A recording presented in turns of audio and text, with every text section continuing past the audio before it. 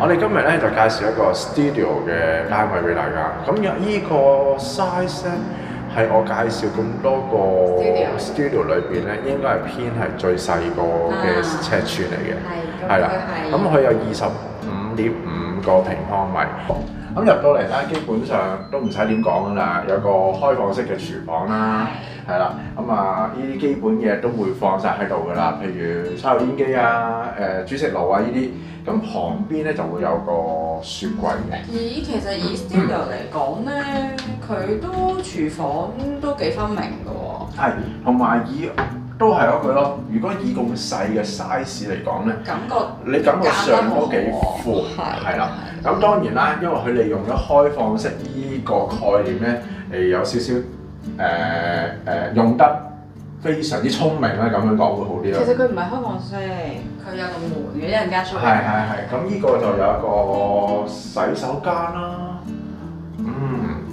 你入嚟睇下，我就覺得咧，如果以studio 嚟講咧，佢個洗手間咧都唔算細㗎啦。好，翻嚟呢邊咧，我頭先講嗰道門咧就係咁樣，即係都係一個玻璃趟門啦。咁佢就令到大家去分隔咗咧。我翻嚟呢邊先，將洗手間、廚房分開。廚房啦，洗手間啦。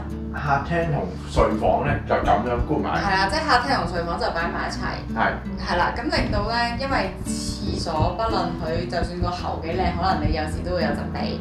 跟住廚房有煙味啦，咁佢就咁樣分隔，都唔錯，我覺得。我哋調翻轉啦。好啊，我過嚟。成件事咧，你會覺得又唔係話唔逼傑咯，即係唔算係壓迫得好緊要。我夠膽講，直情係寬敞啊。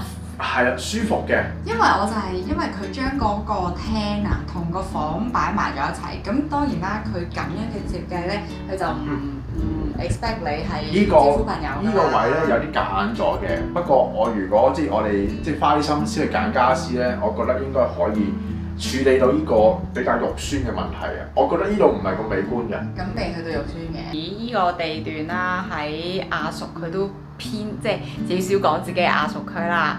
咁然之後咧，呢個一個 studio 單位係最細嘅一個單位啦。咁佢入門價咧大約係400零萬泰銖啦。基本上咧，如果呢個樓盤你買咗落嚟咧，唔使1個禮拜，你裝修緊嘅時候咧，其實已經有打工仔係 approach 你話要租呢個單位。咁當然啦，唔同嘅裝修個價錢係唔一樣啦。但係 roughly average 嚟講咧，其實呢一個小型單位啦，你可以已經租到17000匹咁上下啦，喺而家呢個時段。有需要想嚟泰國，我自己望清楚，即係你望清楚，你可以約我哋嘅。